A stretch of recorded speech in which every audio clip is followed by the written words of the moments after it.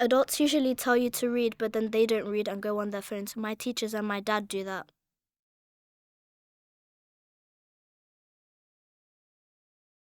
I was inspired to read because of the way my school taught reading. It was all about getting through to the next book. It was about getting through to the next level, to get to the next point, to get to the next point.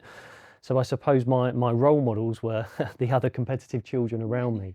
Peers were a huge influence, and unfortunately reading for pleasure wasn't a cool thing. So much so that when I got an award for being a good student at the end of year 7 and I got a book token, I actually think, I'm embarrassed to say this, but I think I sold my book token to my granddad. By the end of secondary school, the thing that allowed me to get into reading for pleasure, because it then became cool, was sports biographies.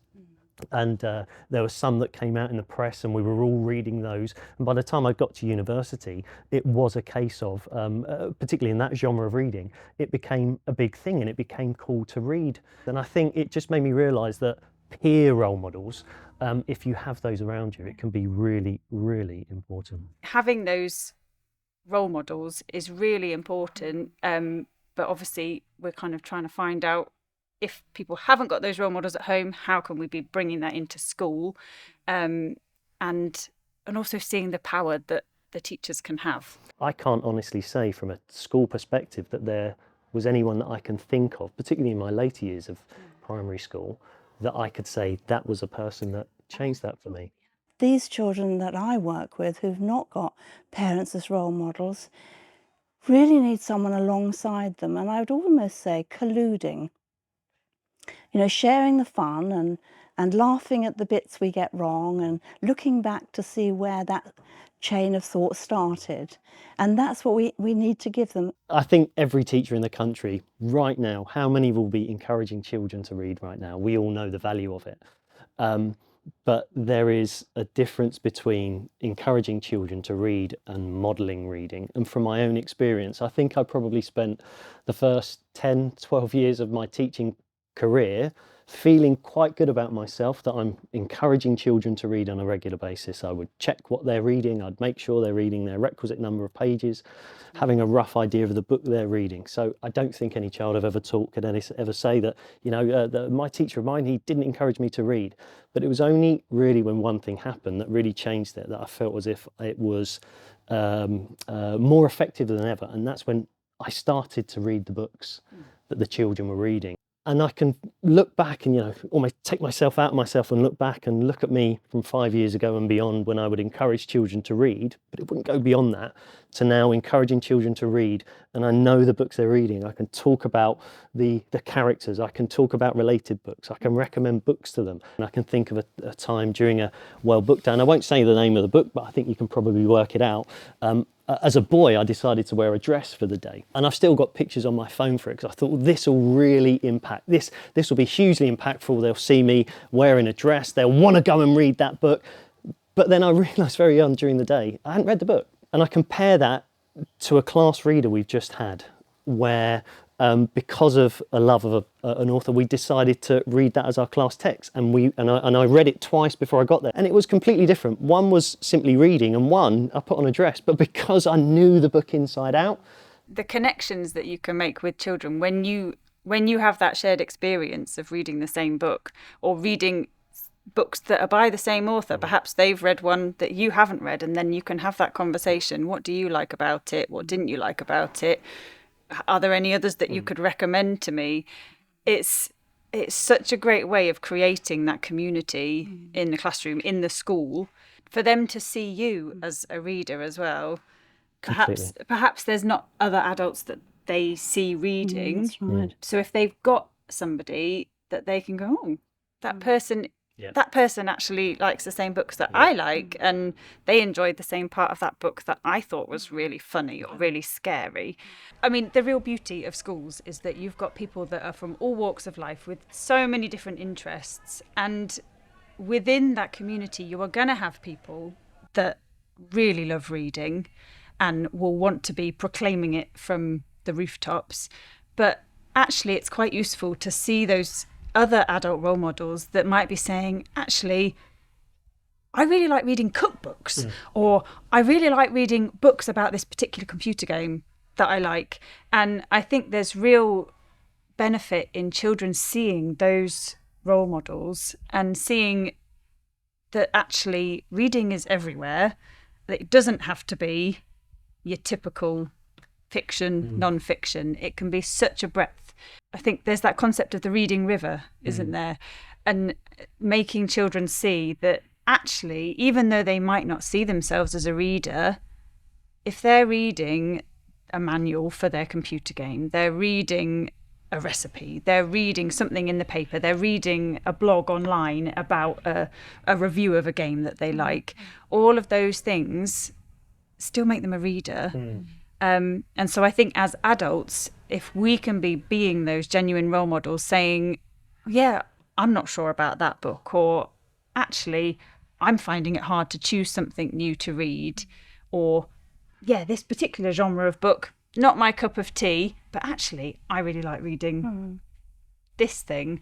I think that can be really helpful for children to see that it can be tricky to find something to read. We've got to find a way of making context visible. So I've taken a lot of blurbs and interspersed them with pictures so that if they didn't know about wolves in the wild or ships that went to America in 1710, it's something we can talk about before we start getting into the story. They did a survey in 2009 and they found that children's role models up to the age of year 6 were parents. And after that, it was peers and teachers. And so when I read with them, I read the right-hand page because that's usually the first page that starts the chapter, and it sets the tone, and we can do a bit of context, and if necessary, I can show them pictures of what things look like. And they read the left-hand page, and then the right-hand page means they've got a chance to rest. You know, they tell me bits about football, and I now watch football avidly, and my team is Arsenal, and I know all about Saka, so I've got street cred.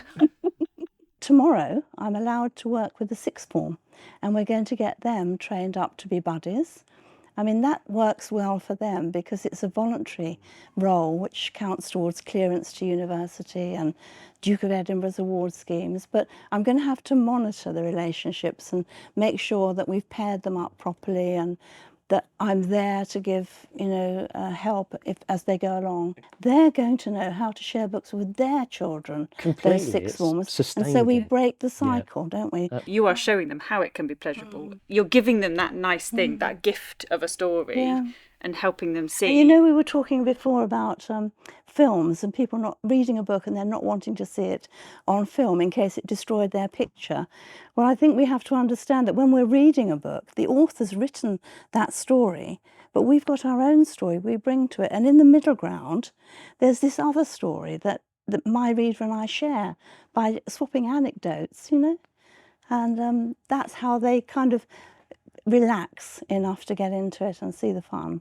But actually finding the time in a very, very busy curriculum, a very, very busy school term, is actually hard to find. And I think our roles as leading that reading culture in the school is crucial to, like I say, celebrate other ways. It doesn't just need to be sitting on a sofa at home. It can be listening to it, going for a run, listening to an audiobook. It could be in the car listening to something.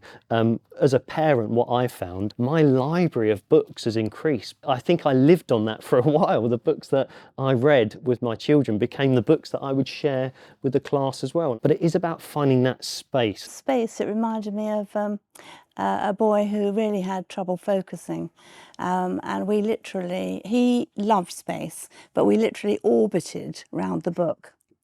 And I'd get him to read the odd paragraph that I thought he might be interested in. He'd do that and he'd humour me. But basically what he was saying was, these books in the library, they're old hat. It happened last year, 10 years ago. And so one day I went in with half a page from the paper about an asteroid heading this way, and it was on collision course with Earth, and scientists were wondering whether they could blow it up without endangering the planet. And we read the first sort of small paragraph, and then the bell went for a break, and he was off, and I thought, I've lost him. When he got to the door, he stopped, turned around and said, "Can I have that?" "Yes, fine, take it." And I thought, that's the last I'll ever hear of that. But 2 days later, when I was in the school The science teacher stopped me in the corridor and said, "Oh," and he won't tell you his name, but was on fire the other day. And he clearly read the whole lot. And, you know, it meant something to him.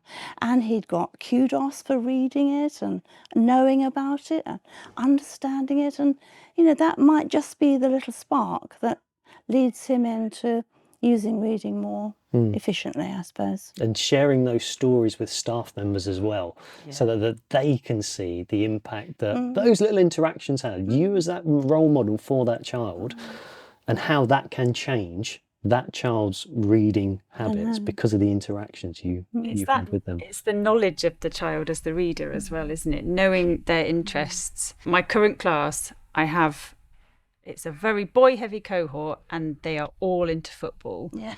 And there are quite a few children that are less keen on reading, perhaps because they find it hard, perhaps because they've got other things that they want to be doing with their time. So I've brought in a few football books recently, and it's kind of opened a bit of a door for them to be like, oh, actually, this is legitimate. I can be interested in this.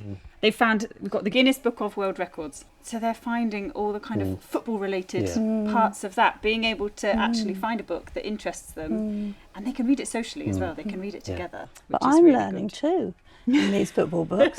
You know, we come across words like feint, F-E-I-N-T, which we discuss, and, you know, they tell me about, did you see so-and-so, and where he fainted the other day? And, you know, it's just wonderful. It's so rewarding. Your role in that is crucial. That wouldn't happen. That wouldn't happen unless you tuned into what was needed, the passion they had, got a selection of books, put it in front of them. That wouldn't happen.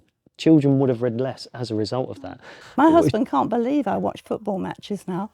I'm there. It's changed your life then as well. All because of reading, eh? Yeah. One day I have a dream, one day we have 5 inset days where we can commit half a day, whether it's a morning or an afternoon, and everybody just sits in their classroom and says, right, you've got 3 hours, here's your book. Here's your book, go and read that. No comeback on that. If you enjoy it, make that a class reader.